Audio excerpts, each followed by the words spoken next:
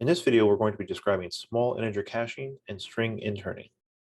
In the previous two notebooks on objects and assignments and copies, we saw that objects are created with unique identifiers, such that even if two objects come to have the same value, they will have different identifiers. Now, it turns out that Python employs an optimization that certain frequently used immutable values will be stored in memory only once, and that all objects that take those values will refer to the same objects.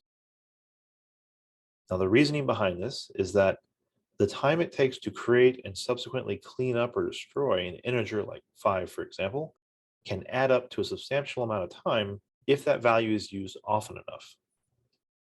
So in this case, it makes more sense to keep one instance of this frequently used value and remove all creation and destructions except the very first and the very last. This idea is called small integer caching, and the interpreter will actually pre-allocate the integers from -5 to 256. And any variable that holds one of these values will refer to the same object, meaning they will all have the same ID. Numbers outside of this range are not guaranteed to be singletons like these, but there are situations where the interpreter or a particular build will modify the range of cached values. So for example, we're going to create three variables, x, y, and z, with the values 5, 5, and 6 respectively. We're then going to print the IDs of these objects.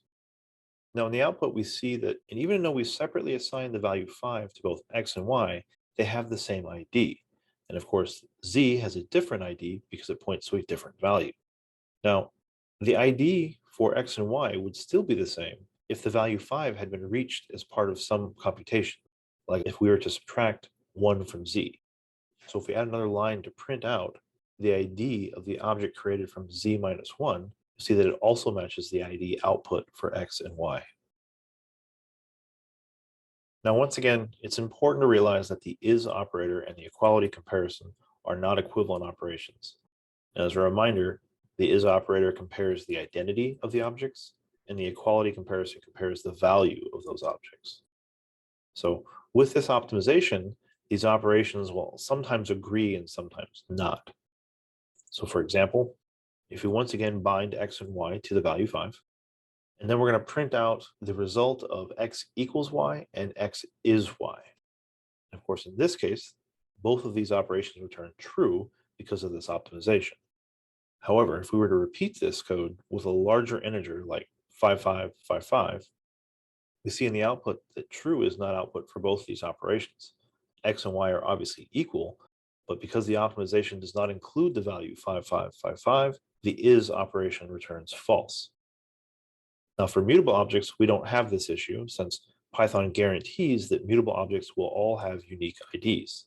So if I were to bind to x and y both to an empty list and then print the outputs of both the equality comparison and the is operator, you'll see that yes, they are equal, but they are not the same object.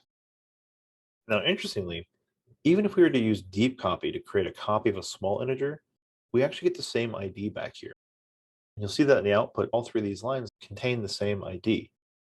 And that's because of the small integer caching again. Now, similar to small integer caching, or integer interning as it's sometimes called, is string interning.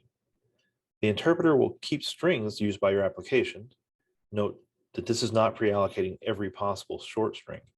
Instead, it will attempt to keep certain strings used by your application and reuse those objects whenever possible.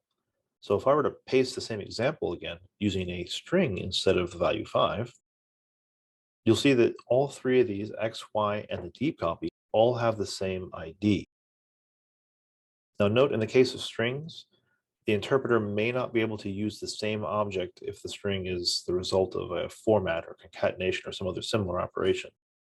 So one shouldn't depend on this being the case if for some reason you needed strings to be the same object.